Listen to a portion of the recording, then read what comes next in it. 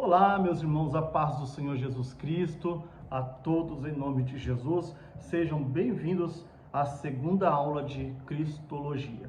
Hoje nós vamos tratar sobre a Cristologia do Antigo Testamento, tá bom? Meus irmãos, como nós já sabemos, já é de costume, curva a sua cabeça e vamos orar em nome de Jesus. Pai querido, em nome de Jesus, nós queremos te agradecer, ó Deus, por mais um dia, por mais uma aula, meu Deus, pelos teus ensinamentos. Senhor, em nome de Jesus, abre o nosso entendimento para juntos, ó Deus, aprendermos mais de ti. Pai, ser conosco, em nome de Jesus. Amém. Parou minha luz aqui? Meus irmãos, Cristologia do Antigo Testamento. Bom, primeiramente, muitas pessoas acreditam que Cristo só se manifestou no Novo Testamento, a partir do Evangelho de Mateus, a partir dos Evangelhos. Porém, a Bíblia nos mostra que Jesus ele está atuante desde o Antigo Testamento, tá bom? Na realidade, antes da fundação do mundo, nós veremos agora através dessas aulas. Bom, adentrando na aula, Jesus ele está presente em todo o livro do Antigo Testamento. Foi falado, já na primeira aula. Só um minutinho, deixa eu só parar um pouquinho o ventilador, está muito forte aqui. Foi falado na primeira aula, acerca de Jesus agindo em toda a Bíblia, que Jesus ele é a chave hermenêutica de todas as Escrituras, e nós veremos hoje Jesus presente no Antigo Testamento com uma preciosidade muito grande. Amém? Irmãos, primeiro, Lucas 24, versículo 27, versículo chave da nossa aula de hoje. Quem puder marcar, pode marcar. E começando por Moisés e por todos os profetas, explicava-lhes o que dele se achava em todas as Escrituras. Amém? E começando por Moisés e por todos os profetas, e passando por Moisés, por todos os profetas, explicava o que dele, o que de Jesus se achava em todas as Escrituras. Amém? Esse versículo, esse texto, esse versículo, ele é muito forte e ele fala com uma preciosidade muito grande acerca da passagem de Jesus em todas as Escrituras. É o mesmo que dizer que ele é o mesmo, começando de Gênesis, passando por Moisés e por todos os profetas. Bom, início da Bíblia nós vemos no Gênesis, a Bíblia sendo muito clara quando Jesus, Deus, ele cria todas as coisas. A Bíblia diz, e disse Deus, haja luz, e houve luz. A Bíblia, então, ela relata que Deus, ele diz, haja, e quando Deus, ele diz, haja luz, houve luz. Tudo se inicia no haja. O verbo haja, ele dá início a tudo aquilo que foi criado. Tudo o que foi criado dá início através do haja. Esse haja, esse verbo, ele é o próprio Cristo. Esse verbo, ele é o próprio Jesus. Bom, Jesus, então, partindo deste princípio hermenêutico, ele então é o criador de todas as coisas. Quando Jesus ele cria, quando a Bíblia diz que Jesus ele cria todas as coisas, então está dizendo que quem cria de fato é o Jesus, é o Cristo, tá? Colossenses é uma das chaves centrais para que a gente possa entender todo esse contexto da criação de Jesus. Bom, Jesus o Criador, Colossenses capítulo 1, do versículo 15 até o versículo 20. Diz assim, permita-me ler. Ele é a imagem de Deus invisível, o primogênito de toda a criação. O primogênito de toda a criação. Pois nele, em Jesus, pois nele foram criadas todas as coisas, nos céus e na terra, as visíveis e as invisíveis, sejam tronos ou soberanias, poderes ou autoridades. Todas as coisas foram criadas por Ele e para Ele. Todas as coisas foram criadas por Ele e para Ele. Guarde bem esse texto. Guarde bem esse texto. Essa é uma das chaves para a gente entender que Jesus, Ele criou todas essas coisas. Ele é antes de todas as coisas e nele tudo subsiste. Em Jesus, tudo subsiste. Ele é a cabeça do corpo, que é a igreja. É o princípio, é o primogênito dentre os mortos, para que em tudo tenha a supremacia. Pois foi do agrado de Deus que nele habitasse toda a plenitude e por meio dele reconciliasse consigo todas as coisas, tanto as que estão na terra quanto as que estão no céu, estabelecendo a paz pelo seu sangue derramado na cruz. Irmãos, aqui nós conseguimos então definir e entender que Jesus ele cria todas as coisas, toda a criação estava em Cristo, tá? Ponto final, finalizamos aqui essa questão. Nós vamos entrar agora na tipologia do Antigo Testamento, tá? Tipologias. O que é tipologia? Bom, a tipologia ela consiste no tratamento de fatos que antecipavam a vida, a morte e os ministérios de Jesus. Diversos acontecimentos e pessoas estão associados com Cristo. Aconteceu algumas coisas no Antigo Testamento e essas coisas elas apontavam para Jesus. Alguns fatos que ocorreram no Antigo Testamento, elas apontavam para Cristo, tá? Essa relação é possível porque Cristo, ele é o tema central de toda a Escritura. Cristo é o tema central de toda a Bíblia. Cristo se manifesta em todo instante através de tipologias, tá? Então, a todo instante, quando nós lemos o Antigo Testamento, Cristo ele está se manifestando em toda a Escritura. É muito importante que nós entendêssemos essa questão, tá? De tipologia do Antigo Testamento. Por quê? Porque a gente consegue ter uma noção muito melhor do Novo Testamento. Quando a gente consegue entender perfeitamente e genuinamente o Antigo Testamento e ver com esses olhos, né, com esses novos olhos, com esse novo óculos, tá, da tipologia e de outros fatores que nós veremos, tá, no curso, nós conseguimos então entender o Novo Testamento como uma nova roupagem, tá bom? A tipologia é um tipo especial de simbolismo. A tipologia, tá, é um tipo especial de simbolismo. Então, a tipologia é um simbolismo. E o que é um símbolo? O símbolo, ele é algo que representa outra coisa, tá? Então, algo que aconteceu no Antigo Testamento estava representando outra coisa. E que outra coisa é essa? Jesus. Então, por muitas vezes, nós veremos Jesus sendo representado no Antigo Testamento, e apontava para o Novo Testamento, tá? Então, nós podemos definir um tipo como um símbolo profético. Um tipo como um símbolo profético, tá? Porque todos os tipos são representações de algo ainda futuro. Todos os tipos que nós encontramos são representações de algo que ainda não aconteceu, mas acontecerá no futuro.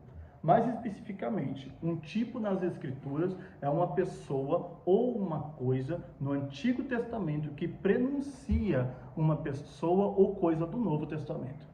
Então, quando nós pegamos o Antigo Testamento, nós ajuntamos o Antigo Testamento e nós vemos diversos tipos dentro do Antigo Testamento, ele está apontando, ele está prenunciando uma coisa, uma pessoa no Novo Testamento, tá? Bom, um exemplo. A entrada do sumo sacerdote no lugar mais sagrado, uma vez por ano, prefigurava a mediação de Cristo, o nosso sumo sacerdote. Todas as vezes que o sumo sacerdote ele entrava no Santo dos Santos, uma vez por ano, para pedir ali o perdão, para ser um mediador entre Deus e a humanidade, ele estava simbolizando, tipologiando fica meio estranho, ele estava sendo um tipo do Cristo, que viria para prefigurar, para mediar a nossa vida. Amém?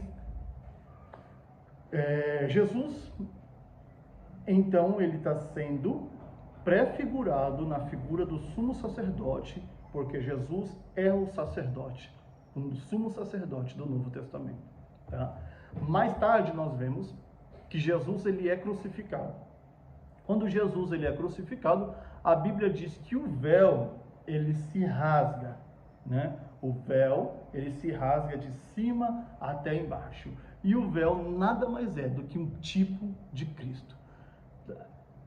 Você consegue entender que nós conseguimos enxergar tipos de Cristo em muitas coisas, em muitas pessoas, em muitos fatos, em muitos acontecimentos? Quando o véu do templo ele se rasga de cima a baixo, estava prefigurando a carne de Jesus Cristo sendo rasgada na cruz do Calvário. Louvado seja o nome do Senhor, porque ali na cruz nós recebemos a nossa salvação, o nosso resgate, o nosso preço ali foi pago. Louvado seja Deus.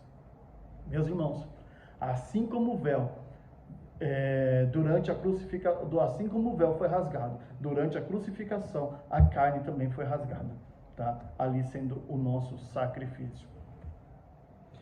Todo o sistema sacrificial, tá? Ou melhor, todo o sistema de sacrifício é visto como um tipo. Todo sistema de sacrifício é visto como um tipo. Em Hebreus 9, do versículo 19 ao 26, a gente consegue ver com maior detalhe essa questão. Eu vou ler alguns versículos, não quero ler todos eles, porque não vai demorar muito. Versículo 19, tá? Do capítulo 9 de Hebreus. Porque havendo Moisés anunciado a todo o povo todos os mandamentos segundo a lei, tomou o sangue dos bezerros e dos bodes com água, lã, púrpura e sopo, e aspergiu tanto o mesmo nível como todo o povo, dizendo: este é o sangue do testamento que Deus vos tem mandado. E semelhantemente aspergiu com o sangue o tabernáculo e todos os vasos do ministério, e quase todas as coisas segundo a lei se purificam com sangue, e sem derramamento de sangue não há remissão. Amém? Esta passagem, ela ensina que os sacrifícios do Antigo Testamento tipificam o sacrifício final de Cristo pelos pecados do mundo ou da humanidade, tá? A Páscoa, ela também é um tipo de Cristo. De acordo com 1 Coríntios, capítulo 5, versículo 7. Cristo, nosso Cordeiro Pascal, foi imolado, tá? Então, a Bíblia diz que Cristo foi o nosso Cordeiro Pascal. Cristo foi o nosso Cordeiro Pascal. Então, quer dizer que a Páscoa, ela também é um tipo de Cristo, tá? Então, nós vemos uma tipologia dentro da Páscoa.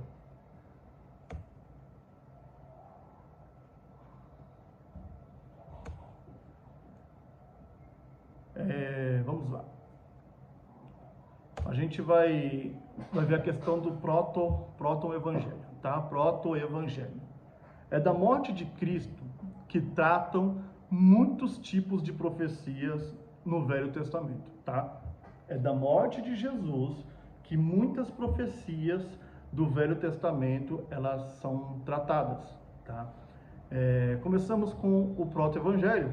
Proto-evangelho quer dizer primeira profecia ou primeiro evangelho, tá?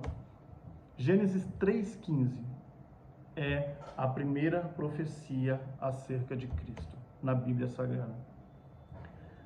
Diz assim: e porém inimizade entre ti e a mulher, e entre a tua semente e a sua semente, esta te ferirá a cabeça, e tu lhe ferirás o calcanhar. Então aqui em Gênesis capítulo 3, versículo 15, esse texto já é muito conhecido como tipo por muitas pessoas. Porém elas não sabem que essa questão é uma questão tipológica, tá? Então vamos lá. E porém inimizade entre ti e a mulher. Deus está falando, eu porei inimizade entre ti, a serpente, e a mulher. E entre a tua semente e a sua semente. Esta quem? A semente da mulher. Esta semente lhe ferirá a cabeça, e tu lhe ferirás o calcanhar. Então esta semente prefigurada em Gênesis 3,15 está falando de Jesus. Jesus, ele é a semente que pisa na cabeça da serpente. Então nós vemos que aqui nós temos em Gênesis 3,15 a primeira profecia. A primeira profecia sendo pronunciada ainda no Éden, logo após a queda humana em pecado e desgraça. Tá? Essa profecia ela fala do amor de Deus que não desistiu da humanidade e nem a abandonou a sua própria sorte ou azar. Jesus, ali no Éden, ele está sendo prefigurado em Gênesis 3,15. Deus poderia esquecer, abandonar a humanidade. Mas o que Deus ele preferiu fazer? Ele preferiu cumprir uma promessa. Ele preferiu fazer uma promessa em cima da semente da mulher. Louvado seja o nome do Senhor. Meus irmãos, assim como o pecado e a maldição entraram no mundo pela derrota de Adão, a redenção humana viria através da vitória de um segundo Adão. Assim como o pecado ele entrou no mundo através... Meu Deus, essa passagem aqui é muito linda, presta atenção. Assim como o pecado e a maldição entrariam no mundo pela derrota de Adão, a redenção humana viria através da vitória de um segundo Adão, a saber, Jesus Cristo de Nazaré, o Filho do Deus vivo, ou o Deus vivo encarnado, louvado seja Deus. Meus irmãos, o Deus vivo, o segundo Adão, que pisará na cabeça da serpente. Aleluia, louvado seja Deus. Romanos capítulo 16, vocês me perdoam, às vezes eu fico um pouco empolgado. Romanos capítulo 16, versículo 20. E o Deus de paz, em breve, esmagará debaixo dos vossos pés a Satanás. Glória a Jesus, o Deus de paz. Romanos 16, 20, marca esse texto, irmãos. O Deus de paz, em breve, esmagará debaixo dos vossos pés a cabeça de Satanás. Aleluia, glória a Deus. Nós vamos ver aqui alguns textos. Primeiro texto que nós queremos ler é Isaías 9, versículo 6. Porque um menino nos nasceu, um filho se nos deu. O governo está sobre os seus ombros.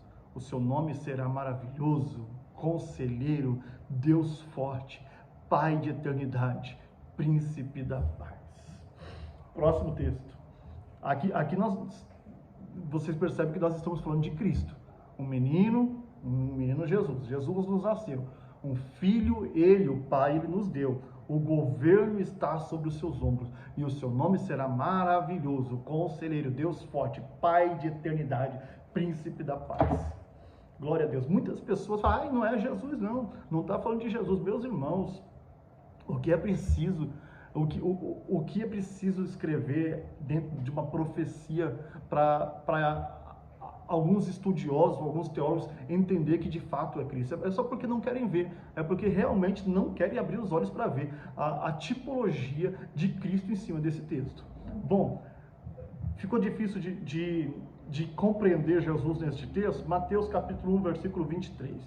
E eis que a virgem conceberá e dará à luz um filho, e chamá-lo-ão pelo nome de Emanuel, que traduzido é Deus conosco. João capítulo 1, versículo 14. E o verbo se fez carne e habitou entre nós, cheio de graça, de verdade, e vimos a sua glória, glória como do unigênito, o Pai. Glória a Deus. Meus irmãos, nesse processo redentor, seu calcanhar ferido, como aconteceu na cruz, pois ferido de morte ressuscitou para pisar a cabeça da serpente.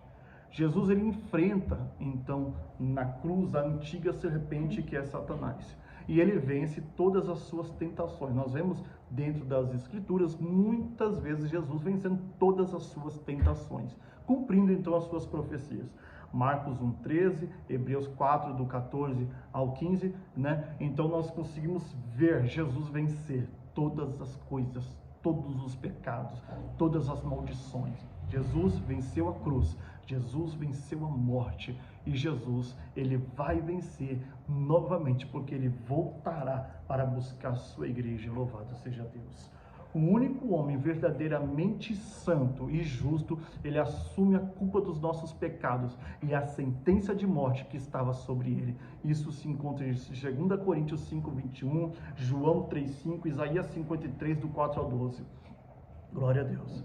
O véu do templo, ele se rasgou de alto a baixo. Marcos 15:38. Meus irmãos, toma nota. Marca todos esses textos, depois vocês vão conferindo tudo. Para não ter dúvida, para não ter nenhum tipo de dúvida, tá? A guerra contra o mal ainda não acabou. Cristo segue lutando contra o mal através do seu corpo, que é a igreja. Olha esse texto. Eis que vos dou poder para pisar nas serpentes e escorpiões, e toda a força do mal, ou toda a força do inimigo, dependendo de traduções, e nada vos fará nenhum dano, ou dano algum. Lucas 10, versículo 19, as portas do inferno não prevalecerão contra a igreja do Senhor. Louvado seja o nome do Senhor. Glória a Jesus. Meus irmãos, por amor, Deus, ele promete intervir a história humana, promovendo redenção. Foi por amor que Deus, ele promete intervir. Ele fez uma promessa de intervenção na raça humana, tudo por amor. João 3,16.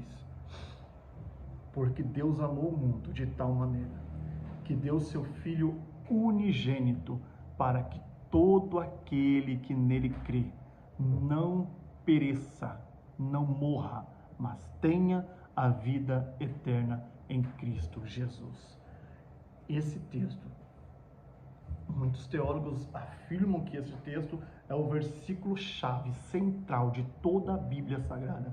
Que se tivesse queimado todas as Bíblias, mas se sobrasse somente esse texto, ainda assim seria possível que toda a raça humana se converteria a Cristo. Este texto é um resumão de toda a Bíblia. Ele foi entregue por amor. Este texto é o primeiro anúncio do Evangelho. Louvado seja Deus. Queridos, olha esse detalhe. Gênesis 3, versículo 21. Nós vemos o homem, ele pecando no Éden, tá? O homem, ele peca dentro do Éden. O que Jesus faz? O que Deus, ele faz quando o homem peca? Adão, ele tenta fugir. Adão, ele se esconde de Deus. A Bíblia diz assim, que Deus, ele mata um cordeiro, ele arranca a sua pele e ele veste Adão novamente. Esse versículo é muito profundo. Esse texto é muito lindo. O animal que morre para fornecer vestimenta de pele para Adão e Eva, ali é o primeiro sacrifício da raça humana, ou para a raça humana. O primeiro sacrifício na Bíblia foi feito pelo próprio Deus. Deus, ele pega um cordeiro, ele rasga esse cordeiro com as próprias mãos e veste Adão. Você consegue entender? A Bíblia diz que nós precisamos, né? No Antigo Testamento nós vemos que era necessário um sacrifício para ser perdoados os nossos pecados, que Jesus, ele veio como sacrifício, ele veio para ser sacrificado para que nós pudéssemos ser perdoados por ele. Deus, ele sabendo disso, Deus, ele sabendo disso, pois ele era o criador de tudo, de todas as coisas, ele sabia que o homem ele não podia continuar ou prosseguir a sua caminhada se ele não fosse, se não fosse através ou atrás de um sacrifício. Então Deus ele pega, rasga um cordeiro, veste Adão e faz o primeiro sacrifício. Louvado seja Deus. Glória a Jesus. Aleluia. Temos assim o sacrifício de Abel em Gênesis 4:4, tá? O carneiro no Monte Moriá. Presta atenção em alguns sacrifícios que nós vemos durante toda a Bíblia. O sacrifício de Abel. Abel foi morto, foi sacrificado pelo Caim. O carneiro no Monte Moriá. Os sacrifícios dos patriarcas, num contexto geral. O cordeiro pascal no Egito, os sacrifícios levíticos, a oferta de Manoá, tá? O sacrifício anual de Elcana, as ofertas de Samuel, as ofertas de Davi, as ofertas de Ezequias, as ofertas nos dias de Esdras e também de Neemias. Todos esses sacrifícios apontam para a maior de todas as ofertas, que seria feita por Cristo.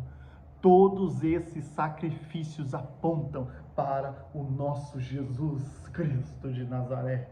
Meus irmãos, eu queria estar na igreja para pedir para vocês aplaudirem o Senhor agora, em nome de Jesus. Todos esses sacrifícios apontavam para o nosso Cristo. Meus irmãos, muito bom ter essa aula com vocês, poder dividir com vocês desta aula. Nós estamos agora, vamos caminhar para a aula 3, que Deus ele possa continuar abençoando a sua vida, em nome de Jesus. Deus te abençoe.